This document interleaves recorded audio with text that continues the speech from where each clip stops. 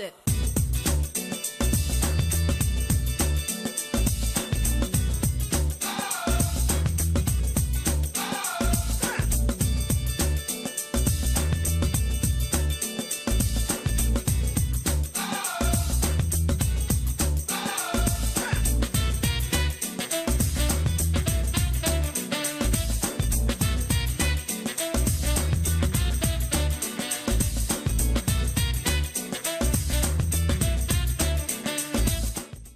Hello out there, thanks for joining us. It's a Tuesday in Abuja, and wherever you are listening or watching, those who are listening on Raypa FM, anywhere, we are glad that you are there as always, on the road or in the office. And for those who watch us in the evening in Abuja at 6 p.m., we're also glad that it has continued to be your evening delight to hear all the analysis and the reports we have for you.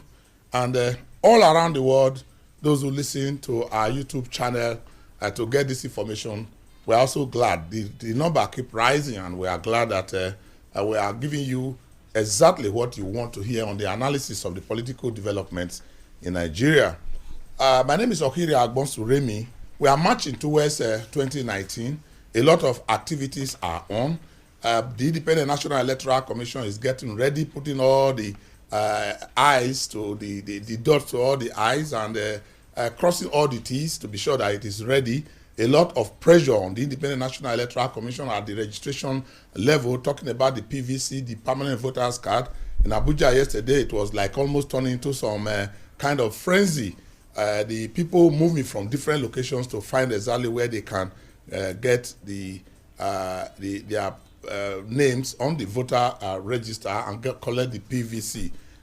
We understand that the Independent National Electoral Commission itself is working hard in spite of all the difficulties to get to meet the demand of Nigerians. But a lot of questions still need to be asked as to who is on the list of the voter card. How many now? We have over 74 million Nigerians, the Independent National Electoral Commission says, are already on the list. And we want to ask, where are these people? Who are these people? They believe in the circles of the CSOs, those who are observing the election say there must be a problem. And even within the inside the Independent National Electoral Commission, questions are being asked where AFIS is not being used. Why are they not deleting double registration? What is the challenge that they have? Is it finance? What is happening with the ICT department in the Independent National Electoral Commission?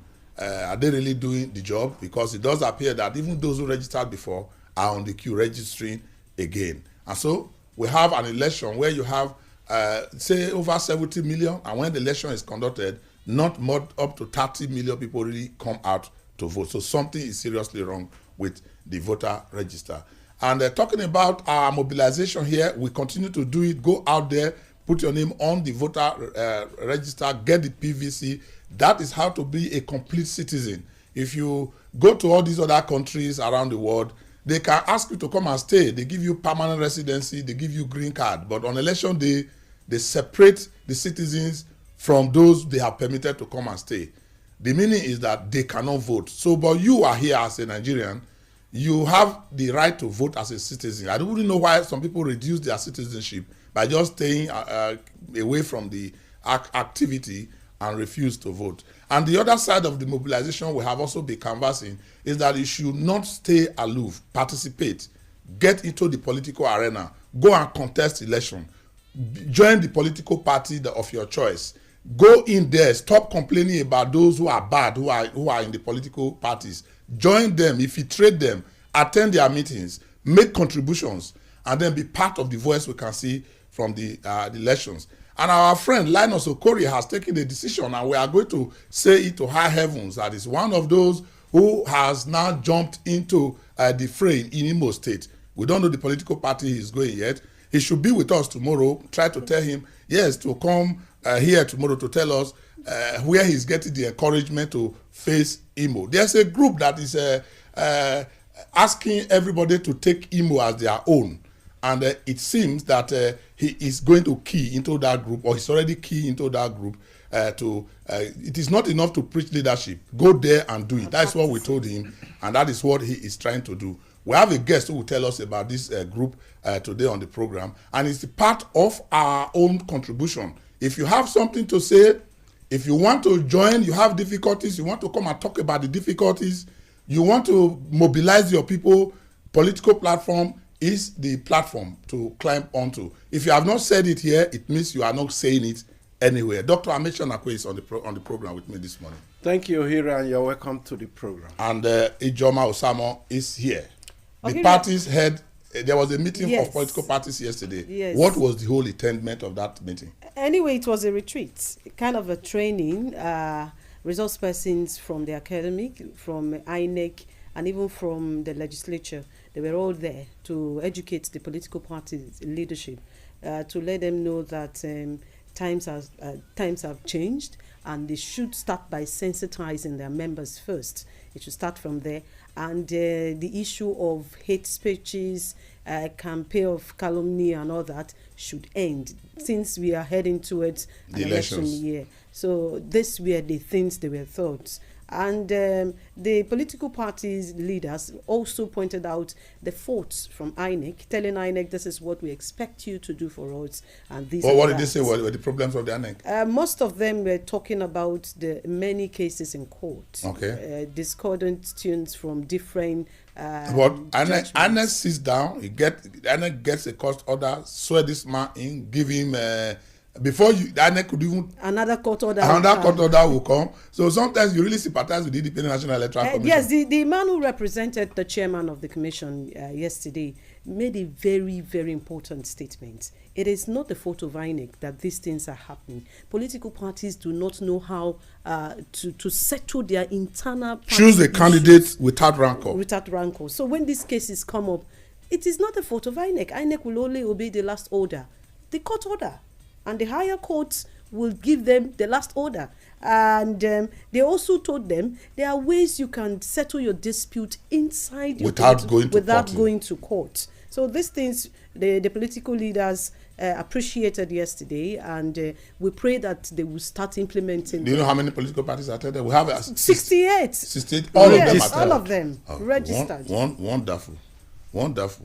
And I just you know what I'm remembering, Dr. Amechi, is the length of our ballot paper. What is going to look like? That was one of the challenges INEC pointed out to. The length and the size of our ballot paper. About 80 other political associations are by our laws. Once, if we decide here to register a political party, when we believe we have made the necessary conditions and specifications, as soon as we submit an application time begin to count. They have 30 days within which to respond, and if after 30 days they fail to respond, we deem it is deemed that we have been registered. So the hands of INEC is indeed tied. But someone reminded me yesterday, I'll still check up on that there are over 100 political parties in the United States.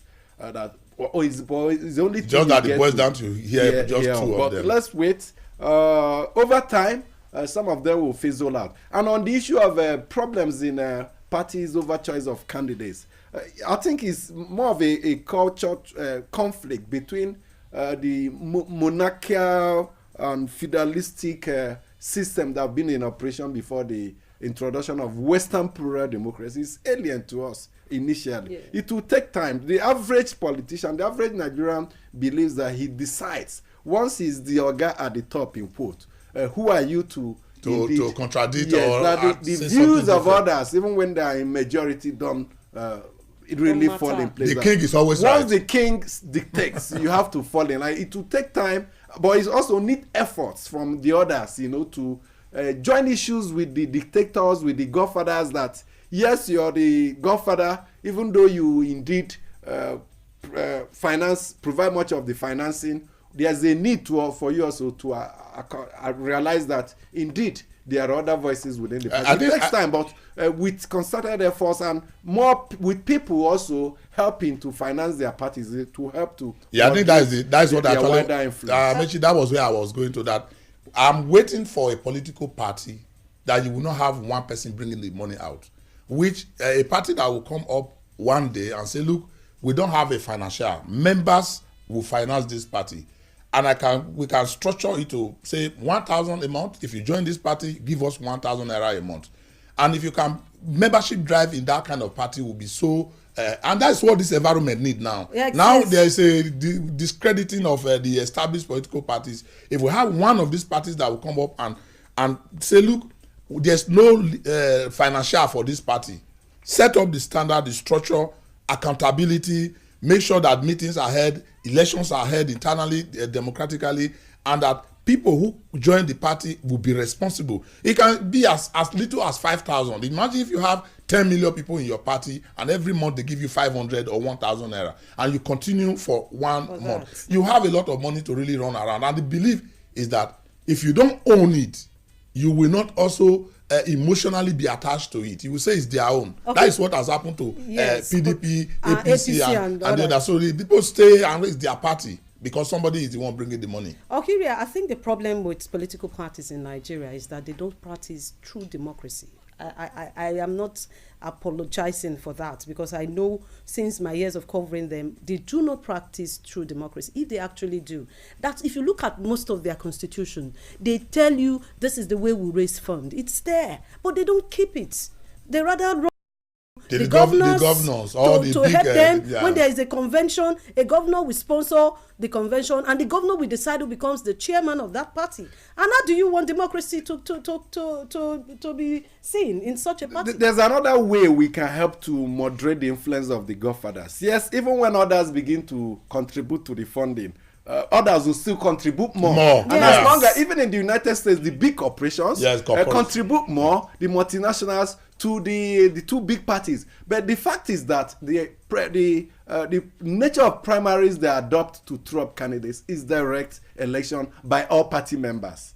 Like the Democratic Party, they hold primaries across board. Yes, if of course we change the one delegate system that we have, just elect a few delegates who will come to Abuja, collect money, sometimes like we saw in Edo State, collect television sets and what have you. They will now take your decisions. But where all parties say it is, if you want to be a candidate for House of Assembly or National Assembly, all party members in the constituency will decide. That money, you now have to share it to all party members, if that will be the case. If it's presidential, the way they do it there, all party members will vote. It calls into question the capacity of the party to conduct such elections and the neutrality of those that will be conducted. INEC is also to be blamed because political parties are supposed to submit their account statement to INEC. But I don't think if you go to INEC they will submit an account statement. Money came from there's an account. It is the account that they submit that INEC probably don't have the powers to say where is the money coming from? Who brought this fund from? If they do that, they will know that. Act told us how much a political party is to spend for elections and how much can be donated. That's why the waste report recommended the unbundling of INEC to create a separate commission to monitor the activities of political parties. Let's come back. When we come back, we will go to the practical side of getting the people to participate, and the guest in the house will invite him straight away, and we'll be talking about a group that is saying we have to take Imo as our own. How do you say it, Amechi, in Igbo? Imo. In Anambra, the Abgas slogan is Nkabo Nkanyi. This is our own. No, this one is Nkanyi Imo. So this our own Imo. Okay, so that's the slogan we'll be talking about and see how it goes. Let's hear from you. Political Platform at yahoo.com. Let's see who is sharing the views and the opinion, as well as making suggestions on how we can get the roots of our young democracy deeper. Hello and welcome to the mail segment. I am Usaitin Yari. And I am Chidima Enyi. You're welcome. We begin today from issues in Kano State. Oko Chuguka in Enugu says, after the intervention of well-meaning Nigerians, the visit by former governor of Kano State, Senator Rabiu Musa Kwankwaso, to his state, which was scheduled to take place today, has been put off. The cancellation, according to his loyalists, is in order to avoid an outbreak of violence between his supporters and loyalists of Governor Abdullahi Ganduje. It is unfortunate that the two prominent political figures in Kano State are not showing good examples to their followers on how politics should be played. Ganduje, Kwankwaso, their followers and other Nigerians should emulate Obasanjo and Buhari, who despite the scathing letter the former wrote about this administration, both men were seen hugging and embracing themselves in faraway Addis Ababa, Ethiopia, over the weekend. That was a pointer to the fact that politics is all about diverse opinions and should not be of rancor and acrimony. May God help Nigeria. Away from issues in Kano State, Ajayi Obashino from Lagos mainland in Lagos State says, "Dear crew members, I am one of the unknown advocates of President Buhari. I never hid my feelings about how much I love his slow and steady kind of government. But I was highly disappointed when I heard that Mr. President signed a bill that gives immunity to the lawmakers. We have a lot of bills that could have made this country great that my president could have signed, such as jail for life for corrupt politicians and free education bills. In my opinion, Mr. President is doing this for 2019.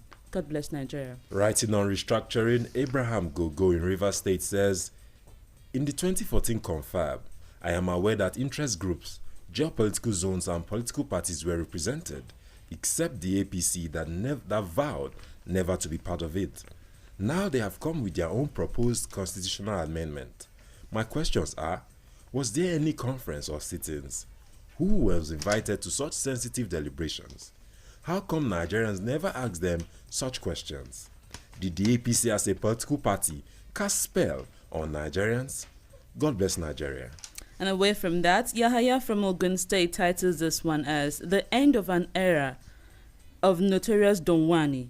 He says, "Dear Political Platform crew, inasmuch as we are always quick to condemn government for non-performance in certain areas, it is my belief that for the sake of fair and balanced journalism, we should give equally the wider publicity it deserves whenever the government records a high success. The recent killing of the dreaded Donwani deserves a lot of commendation for our security agencies for rescuing our people from the hands of the criminals, as well as the commitment of the government of the day to ensure that criminals will not find a safe haven in any part of the country. So, I want to challenge the entire crew members to give this success recorded in Rivers State all the attention it deserves, and not only highlight areas where we perceive that government has failed. God bless Nigeria." Over to the health sector, Henry Ewunonu in Abuja writes us to say, on the recent outbreak of Lassa fever in the country, 61 confirmed cases with 16 deaths, among whom are 3 doctors and a nurse have been recorded. Nigeria presently has one standard specialist center at Irua in Edo State, where every suspected case is transported to, with poorly equipped ambulances. There are no vaccines yet. Personal and environmental hygiene have remained an under-practiced virtue in our country. As we await the passage of the 2018 budget, let's all urge the National Assembly to make provisions for the completion, equipping and full takeoff of the specialist virology centers in each of the 6 geopolitical zones as promised by the federal government since 2016. Men and brethren, let us observe hand hygiene and avoid contacts with rats. That's the much we can take on today's mail segment. Do keep your mails coming. It's Political Platform at yahoo.com. Of course, I have been to that Israel specialist hospital. If you go there, as beautifully laid out as it is, with that kind of responsibility that everybody around Nigeria who have that kind of problem will have to go to that place, you will know that you will agree with us that we are not as serious as we should be. And it's not just the health institutions alone. It's not just the specialist hospital in Irua with this kind of load that is bedeviled with neglect. You talk about our research institutions. When the last time I visited NIFO, you will imagine what has happened to the dream of the 60s, the 70s, where the whole of research was done. Most of the people who invest in palm cropping are those who invest in palm farming, who farm palm. They probably will see NIFO as a third or fourth resource center to depend on. They would rather go to the internet, click it. Either you go to the palm plantation of Australia, or you go to the those who came here to pick up the seedlings from Malaysia and seek how you can get improved seedlings that will grow and you begin to harvest in 2 years. I have experience in this area, so I can talk authoritatively about it. It is not just there. Go to Ait, the Institute of Tropical Agriculture in Ibadan. Go around all our research institutes, and if you want to go home and get the correct picture of what it is, go to our tertiary institutions, go to our universities, and hear how much is budgeted for research and what our professors are doing. It is laughable that we want to belong to the fast-running new world, and yet we are not doing anything about research. We are not budgeting. We are just a consuming. We just buy and consume. That is why the change that the APC talked about is a change that we have to look at. Nigeria actually did indeed need a change.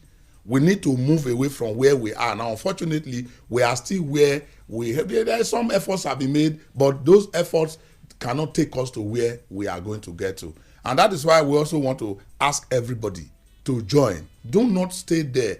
Criticizing may be good.